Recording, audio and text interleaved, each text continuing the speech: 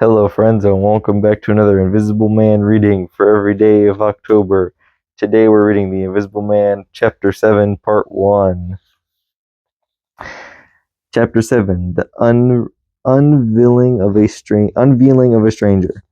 The stranger went into the little parlor of the Coach and Horses about 5:30 in the morning, and there he remained until nearly midday. The blinds down the door shut, and none of after Hall's repulse. Venturing near him at all the time must have basted. Thrice he rang his bell, the third time furiously and continuously, but no one answered him. Him and his go to the devils indeed, said Mrs. Hall. Presently came an imperfect rumor of the burglary at the vicarage, and two were put together. Hall, assisted by Wagers, went off to find Mr. Suckleworth, the magistrate, and take his advice. No one ventured upstairs. Now the stranger occupied himself is unknown. How the stranger occupied himself is unknown. Now and then he would stride violently up and down, and twice came an outburst of curses, a tearing of paper, and a violent smashing of bottles. The little group of scared but curious people interested by Mr. Huxter came over. Some gray young fellows were pleasant in black ready-made jackets and pipcu paper ties, for it was Whit Monday. Joined the group with confused interrogations. Young Archie Harker disguised himself by going up the yard and trying to peep under the window blinds. He could see nothing but grave reasons for supporting that he did. The others of the imping youth presently joined him. It was the finest of all possible Whit Mondays, and now the village street stood a row of nearly a dozen booths and a shooting gallery on the grass by the forge. There were 3 yellow and chocolate wagons, and some picturesque strangers of both sexes putting up a coconut shy. The gentlemen wore blue jerseys, the ladies white aprons and quite fashionable hats with heavy plums. Wardger the Purple Fawes and Mr. Jagger the cobbler, who also sold second-hand ordinary bicycles, were stretching a string of Union Jackets and Royal Ensigns, which had originally celebrated the Jubilee, across the road, and aside in an artificial darkness of the parlor, into which only one thin jet of sunlight penetrated, the stranger, hungry, we must suppose, and fearful, hidden in his uncomfortable hot wrappings, poured through the dark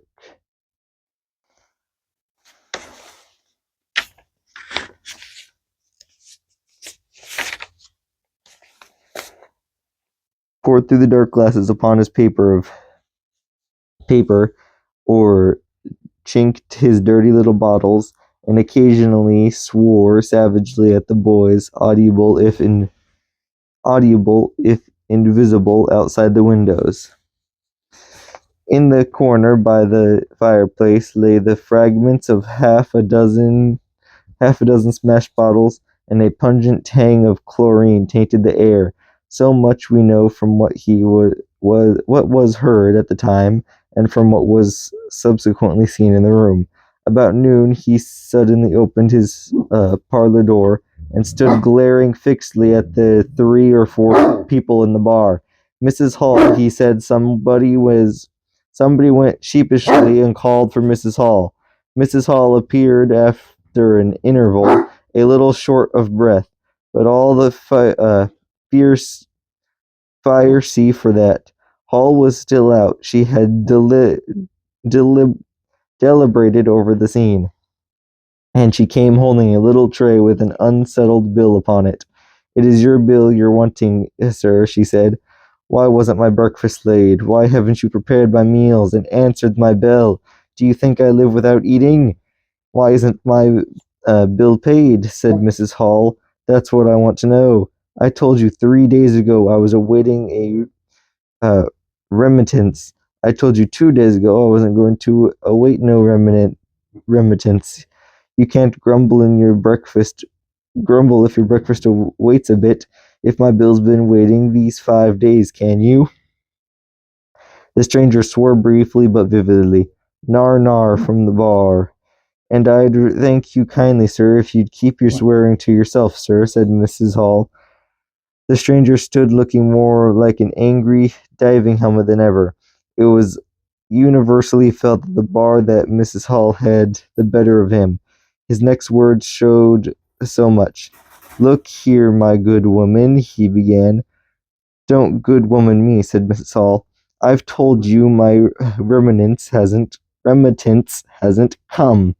Remittance indeed, said Mrs. Hall. Still, I dare say in my pocket. You told me 2 days ago that you hadn't anything but a sovereign's worth of silver upon you. Well, I've found some more. Hello, from the bar. I wonder where you found it, said Mrs. Hall. That seemed to annoy the stranger very much. He stamped his foot. What do you mean? He said. That I wonder where you found it, said Mrs. Hall, and before I take any bills or get any breakfast or do any such thing whatsoever, you got to tell me one or two things I don't understand, and what nobody don't understand, and what everybody is very anxious to understand. I want to, I want that, I want to know what you've been doing to my chairs upstairs, and I want to know uh, how 'tis your room was empty and how you got in again. Then, as stops of in this house come in by the door, that the rule of the house, and that you didn't do. And what I want to know is how you did come in, and I want to know. Suddenly, the stranger raised his gloved hand, his clan, gloved hand clenched, stamped his foot, and said, Stop, with such extraordinary violence that he silenced her instantly. You don't understand, he said, who I am or what I am. I'll show you. By heaven, I'll show you. Then he put his open palm over his face and withdrew it.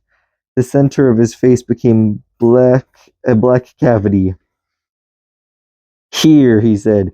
He stepped forward and handed Mrs. Hall something, which she, staring at his metamorphosed face, accepted automatically. Then, when she saw what it was, she screamed loudly, dropped it, and staggered back. It was the stranger's nose, pink and shining, rolled on the floor.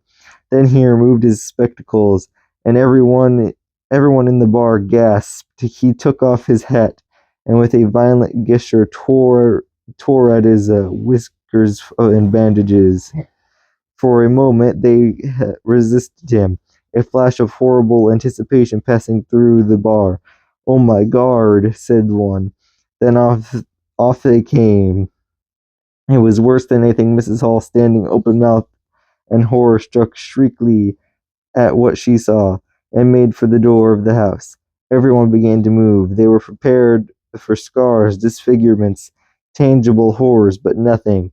The bandages and false hair flew across the passage into the bar, making a hobbledehoy jump to avoid them.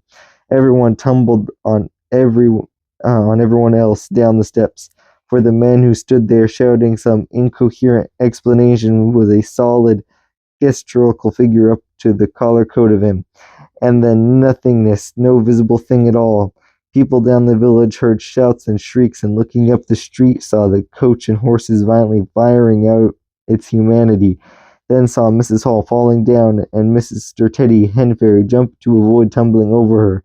And then they heard the frightful screams of Millie, who emerged suddenly from the kitchen at the noise of the tumult, and had come upon the headless stranger from behind, forthwith everyone all down the street.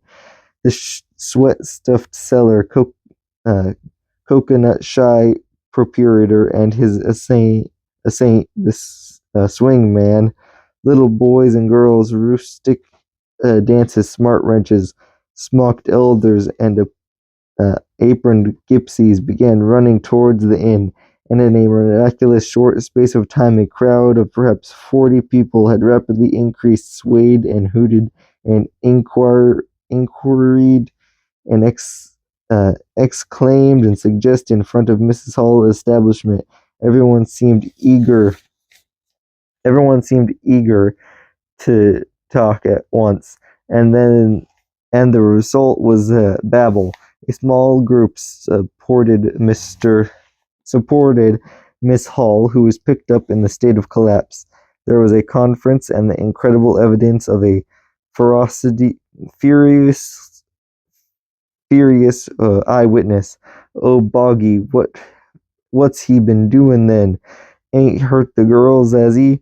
Run at in with a knife, I believe. No, Ed, I tell ye, I don't mean no manner of speaking. I mean more without a Ed. Narnsense, 'tas some conjuring trick fetched off his weapons he did. In its struggles to see it through the open door, the crowd formed itself into a straggling wedge with more adventurous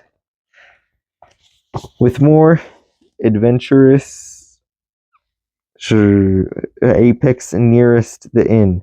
He stood for a moment. I heard the gal scream, and he turned. I saw her skirts whisk, and he went after her. Didn't take 10 seconds. Back he comes with a knife in his hand and a loaf. Stood just as he was staring not a moment ago. Went in that there door, I tell ye. He ain't got no Ed at all. You just missed in. There was a disturbance behind, and the speaker stopped to step aside for a little precision that was marching very resolutely towards the house. First, Mr. Hall, very red and determined, then Mr. Bobby Jaffer, the village constable, and then the wary Mr. Wadges, that had come now armed with a warrant. People shouted conflicting information of the recent circumstances. Ed or no Ed, said Jaffers, I got no rest in, and no rest I will. Mr. Hall marched up the steps, marched straight to the door of the parlor, and flung it open. Constable, he said, do your duty. Jaffers marched in, Hall next, Wagers last. They saw in the dim light the headless figure facing them, with a gnawed crust of bread in one glove hand and a chunk of cheese in the other. That's him, said Hall. What the devil's this? Came in a tone of angry explanation from above the collar of the figure. You're a damned rum customer, mister, said Mr. Jaffers. But Ed or no Ed, the warrant says body and duty's duty. Keep off, said the figure, staring back. Abruptly he whipped down the bread and cheese, and Mr. Hall just grabbed the knife on the table in time to save it. Off came the stranger's left glove and was slapped in Jeffers' face. In another moment, Jeffers, cutting short some statement considering a warrant, had gripped him by the handless wrist and cut his invisible throat. He got a sounding kick on the shin that made him shout, but he kept his grip. Hall sent the knife sliding along the table to Wages, who acted as goalkeeper for the offense, so to speak, and then stepped forward as Jaffers and the stranger swayed and staggered towards him. Clutching and hitting a chair stood in the way. He went aside with a crash as they came down together. And that's the end of Chapter 7, Part 1. Tune in tomorrow for Chapter 7, Part 2. So, friends, thanks for watching. Like, comment, subscribe, hit the notification bell, follow us on social media, funkyplaybrothers and funkyplaybrothers. And please remember to help us by subscribing to our YouTube. Thank you for watching. Bye.